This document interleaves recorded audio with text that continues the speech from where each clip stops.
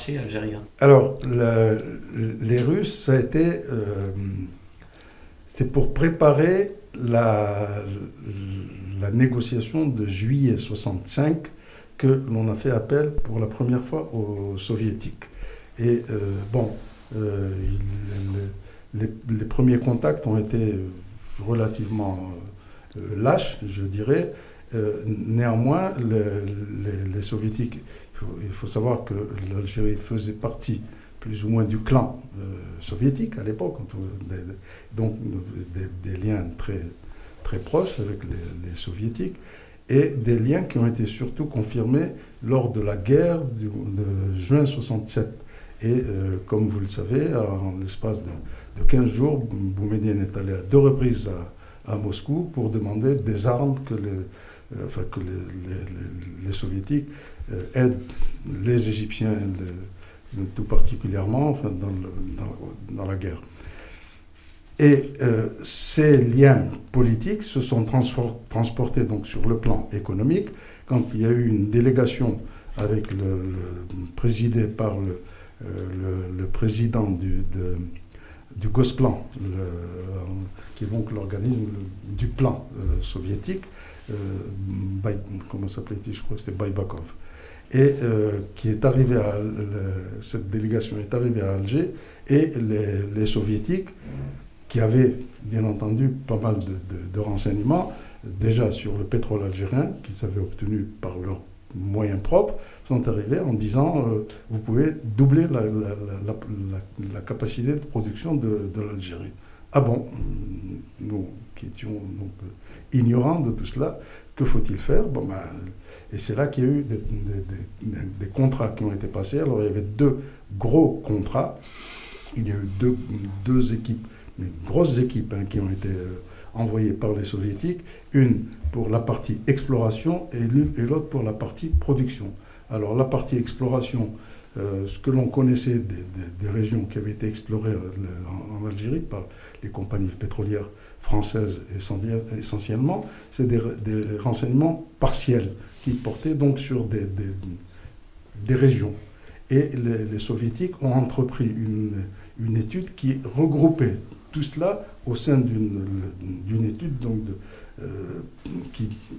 un plan de développement de tout le Sahara. Et c'est la première fois que ce genre de travail était fait.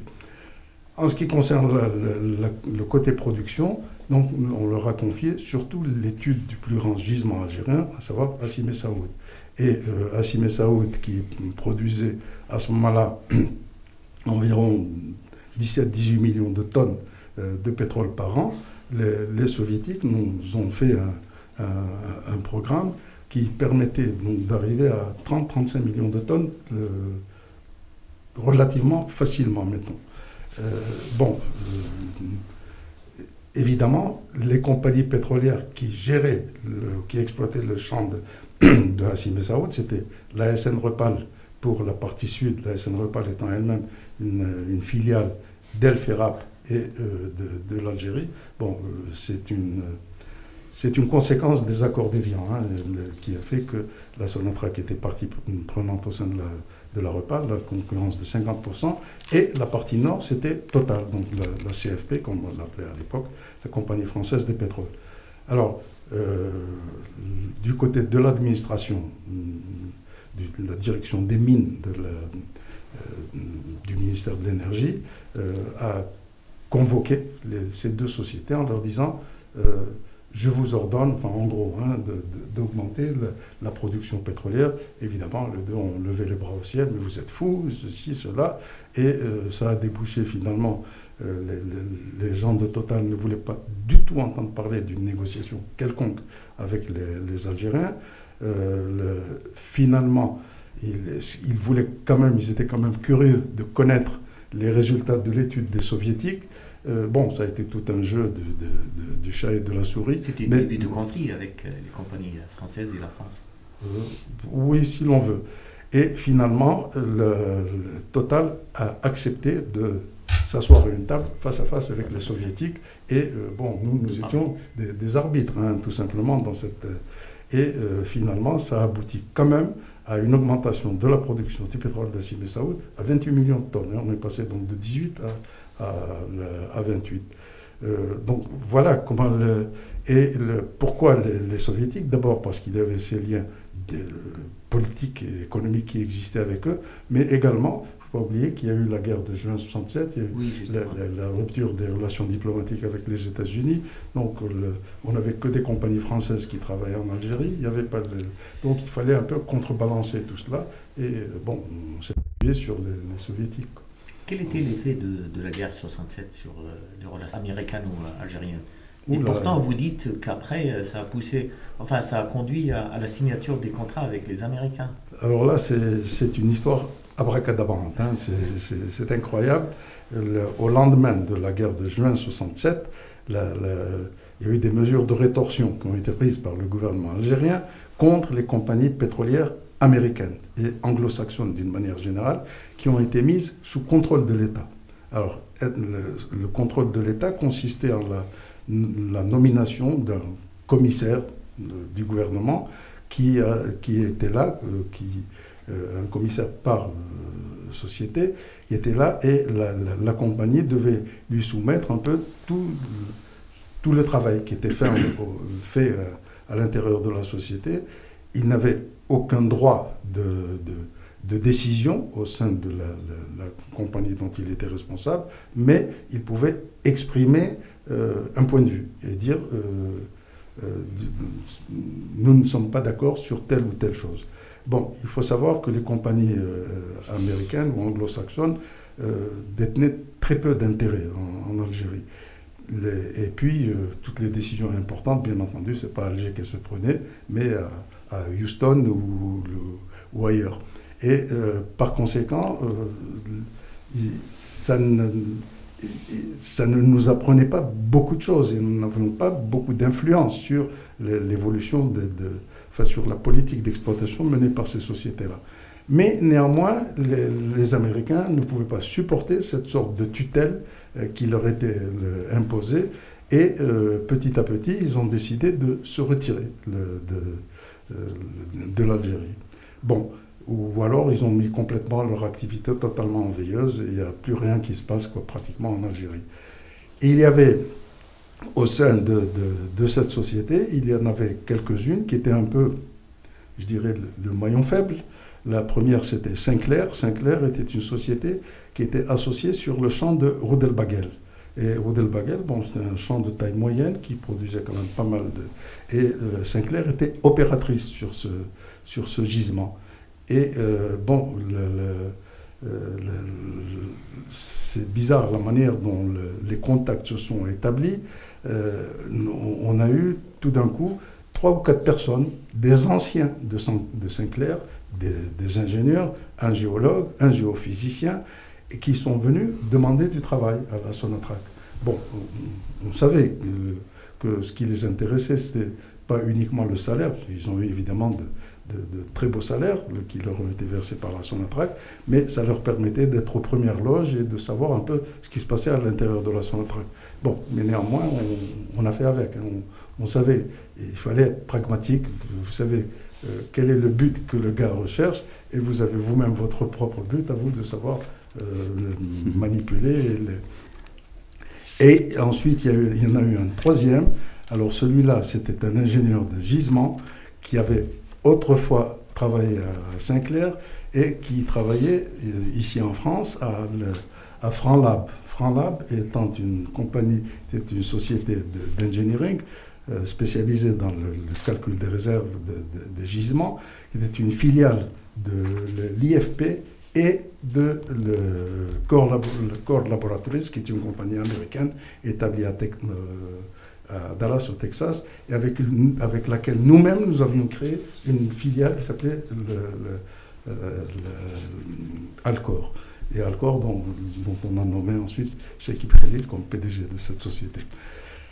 Alors, bon, et ce gars-là, qui était ici à Paris, en France, est venu lui aussi, bon, il a rejoint ce groupe-là, donc, et par ce biais-là, on est entré en contact avec Sinclair, et on a essayé de négocier avec eux parce que en parallèle, il y avait déjà des négociations pour la révision de l'accord de juillet 65 lui-même.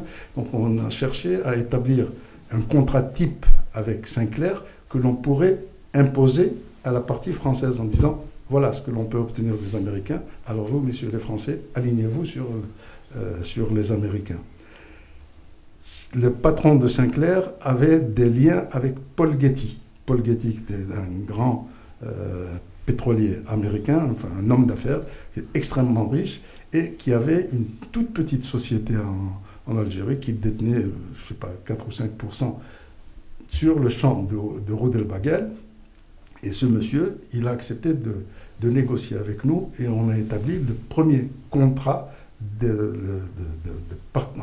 partenariat avec une entreprise étrangère, américaine de surplus. Donc, c'est une compagnie qui domine bien son métier, qui connaît bien son métier. Et pour la première fois, on avait une entreprise étrangère qui acceptait le principe du 51%, c'est-à-dire que la partie algérienne contrôle,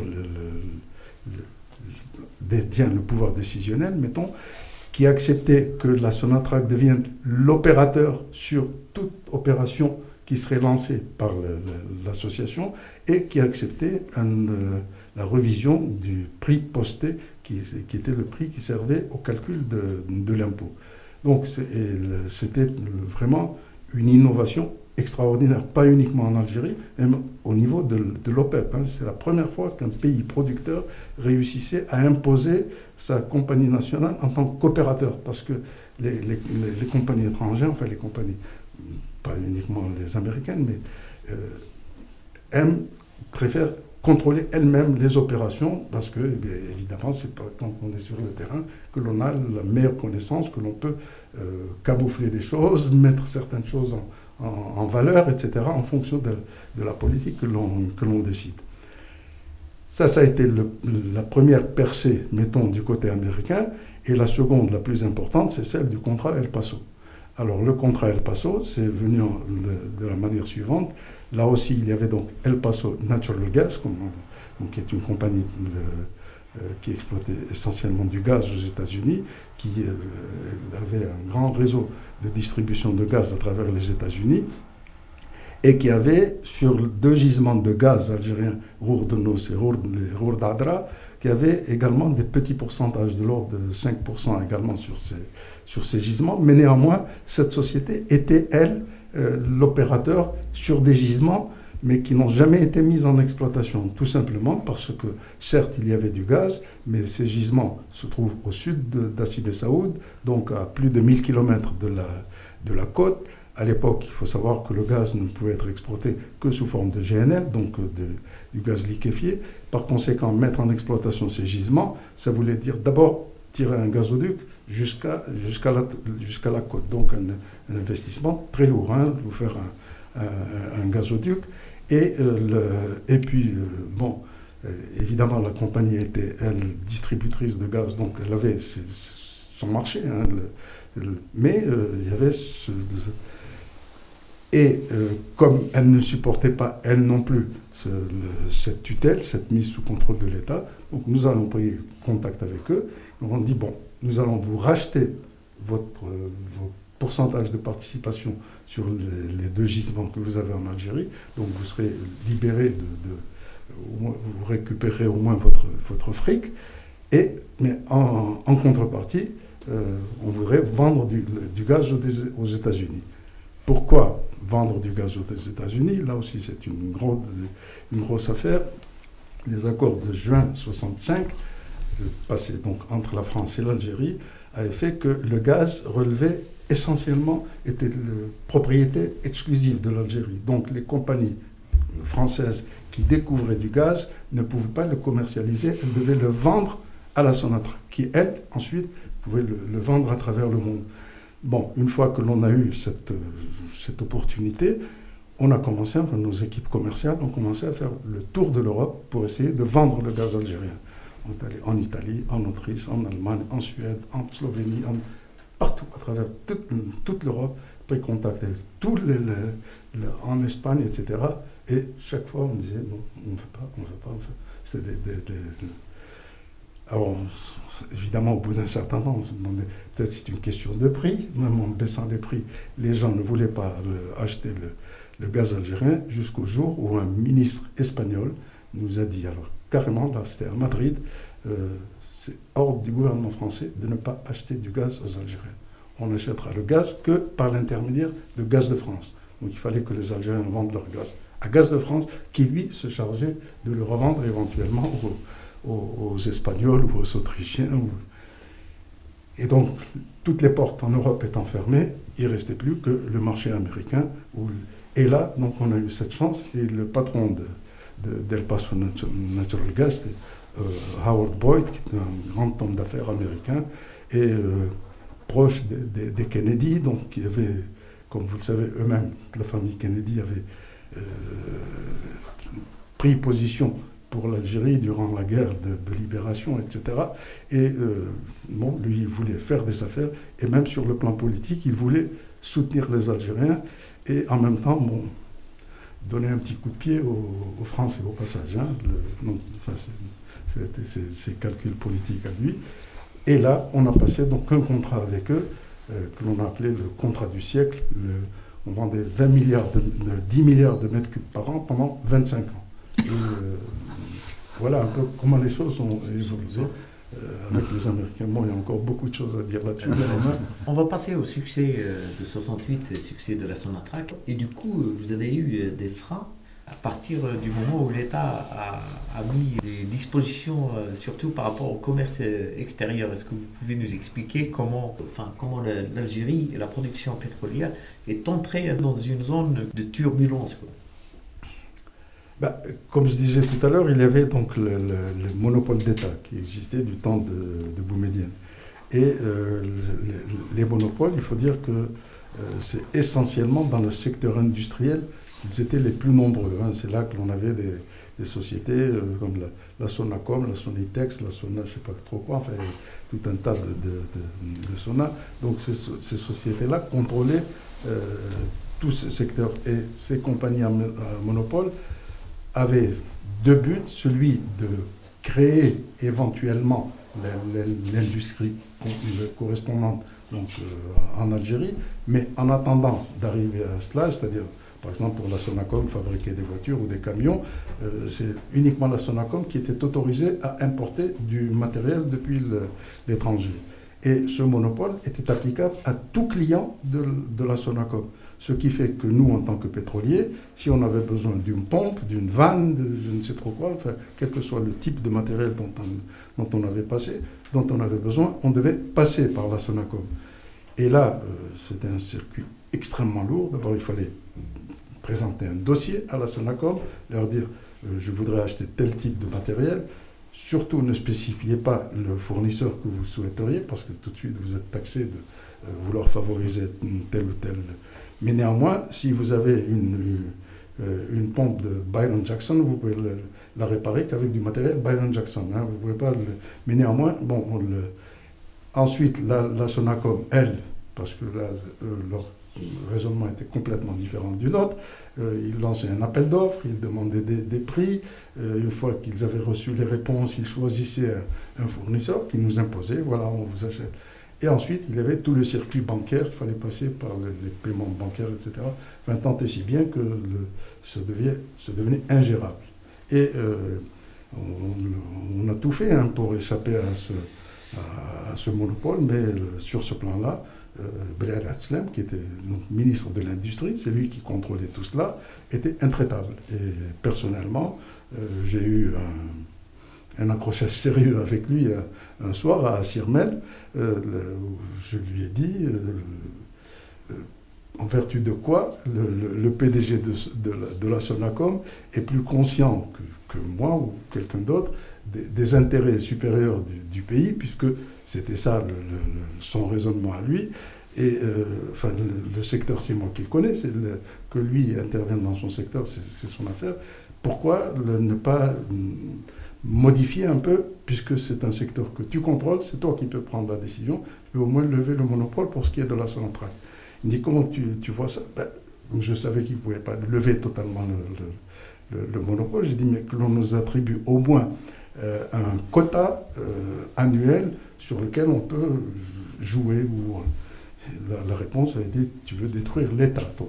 Bon, c'est pour dire qu'on était réellement bloqué, et là on l'a senti, surtout au lendemain des nationalisations, et particulièrement dans le sud, à In Amenas, où c'est El Ferrap qui exploitait les champs de la région d'In Amenas.